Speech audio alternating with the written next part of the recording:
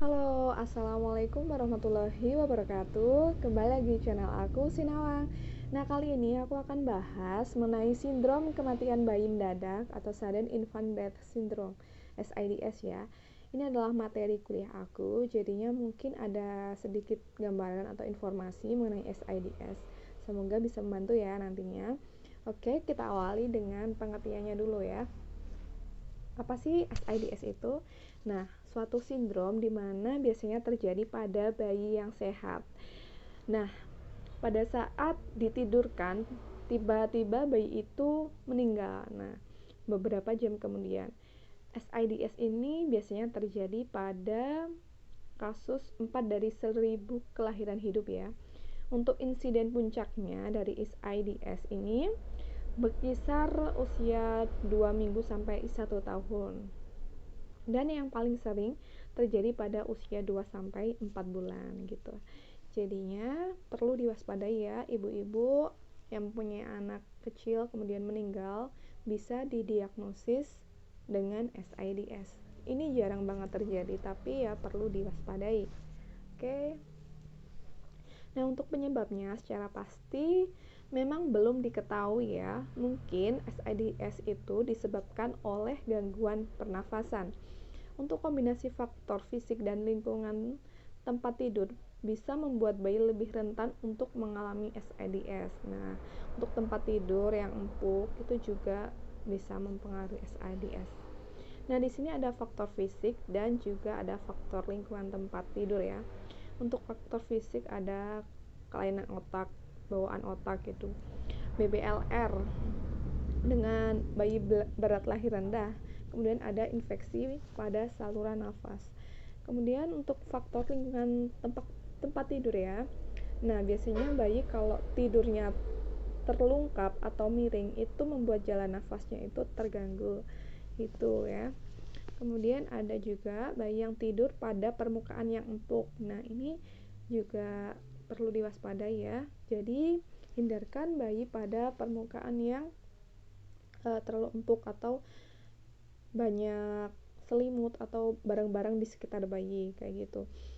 Nah, selanjutnya ada tidur dengan orang tua. Nah, ini juga bisa menyebabkan SIDS ya, karena ya itu tadi terganggunya jalan nafas kalau tidak dikontrol gitu.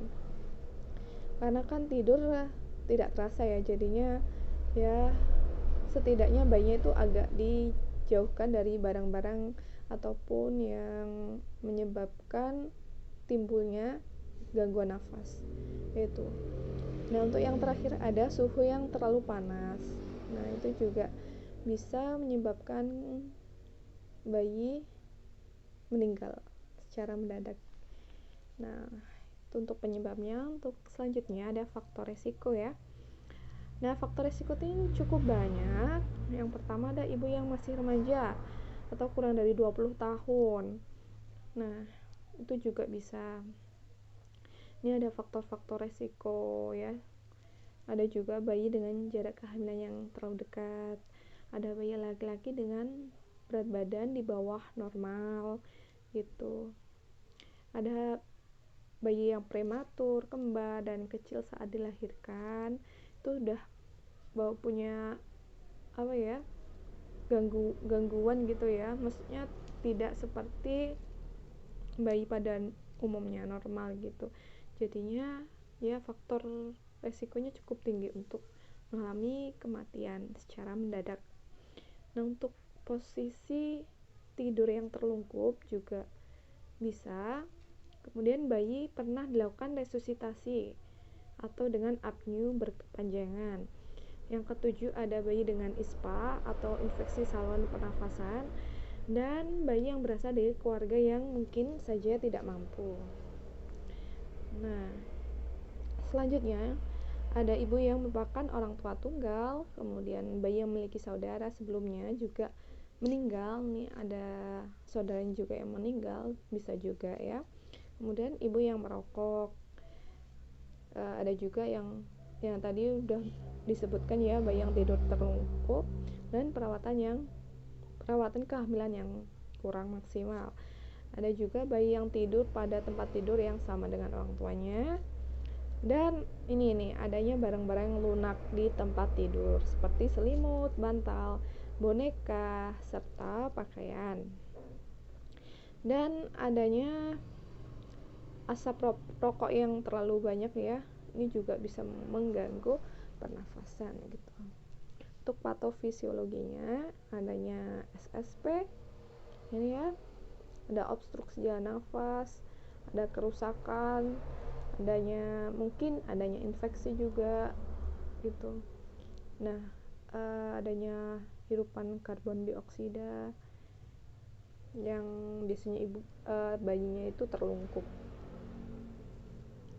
Untuk gejalanya ini tidak ada gejala sama sekali ya untuk terjadinya SIDS. Tiba-tiba tuh bayi langsung meninggal gitu, jadi nggak ada, padahal bayinya itu sehat-sehat aja gitu. Untuk diagnosis atau diagnosa itu jika seorang bayi itu tampak sehat kemudian tiba-tiba meninggal atau tiba-tiba mengalami kematian itu, dan tidak ada penyebab lainnya, misalnya dilakukan otopsi itu tidak menunjukkan gejala penyebab kematian yang jelas, itu bisa didiagnosis mengalami SIDS ya. Untuk diagnosis dibuat setelah adanya pemeriksaan secara pasca kematian ya, atau otopsi, untuk menyingkirkan kemungkinan penyebab yang lain gitu. Misalnya ada perdarahan di kepala ataupun peradangan selaput otak dan lain-lain. Untuk pengobatan ini biasanya kebanyakan orang tua itu yang sudah kehilangan anaknya kan pastinya merasa sedih dan tidak siap ya. Nah, jadi trauma-trauma yang diakibatkan dari orang tuanya gitu, itu bisa dilakukan konseling ya bagi tenaga kesehatan nih.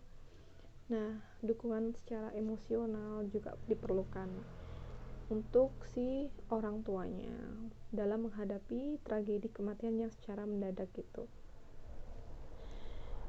Nah, selain itu juga mungkin ada baiknya jika orang tua untuk merencanakan memiliki anak lagi gitu jika berkenan.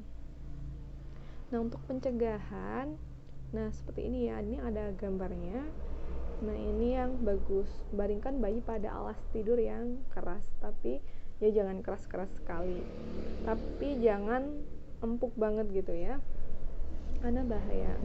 Kemudian nah, ini jangan letakkan benda-benda yang lunak di sekitar bayi saat tidur. Kemudian sediakan tempat tidur khusus buat bayi. Nah, sehingga bayi tidur terpisah dari orang tua ataupun anak yang lain, tapi masih dalam kontrol ataupun pengawasan orang tua ya. Nah, sebaiknya kalau di sekitar bayi tidak merokok ya, ataupun saat hamil juga. Dan jangan membendong bayi secara berlebihan nih, karena bayi akan mengalami kepanasan, jadinya bayi tidur tidak nyaman gitu. Nah, yang keenam ada berikan dot bayi yang bersih dan kering saat bayi mau tidur. Oke. Kemudian yang ketujuh, nah untuk mencegah dampak permukaan yang datar ke kepala bayi, maka bayi harus dibaringkan terlentang beberapa kali saat bayi bangun ya, dan tetap dengan pengawasan. Selain itu untuk membantu agar bentuk kepala bayi itu tetap bulat. Biasanya kan ada ya kepala bayi itu gimana ya, nggak sesuai itunya, ada trapes gitu ya. Nah, maka arah bayi berbaring harus selalu diubah. Nah, itu untuk pencegahan, beberapa pencegahannya. Untuk penata laksanaannya ini ada beberapa ya. Yang pertama ada bantu orang tua untuk mengatur jadwal konseling tadi, kemudian tetap memberikan dukungan, dorongan kepada orang tua, dukungan secara spiritual, emosional gitu ya. Nah, diberikan juga penjelasan mengenai SIDS, diberikan juga pengertian kepada orang tua, bahwa perasaan yang mereka rasakan itu adalah hal yang wajar. Dan jika ada sibling ataupun saudara, berikan informasi juga bahwa saudara itu tidak bersalah terhadap kematian si bayi. Jadi ya itu adalah takdir gitu aja. Dan yang terakhir, apabila ibu melahirkan kembali ya, maka tetap memberikan dukungan di awal-awal kehamilan, kemudian ya tetap sampai bayi itu tumbuh ya, dewasa, sehingga hal ini bisa mengurangi SIDS gitu. Nah, mungkin itu aja ya yang bisa aku sampaikan. Jangan lupa ya untuk subscribe, like, dan komen. Nah, untuk daftar pustaka selanjutnya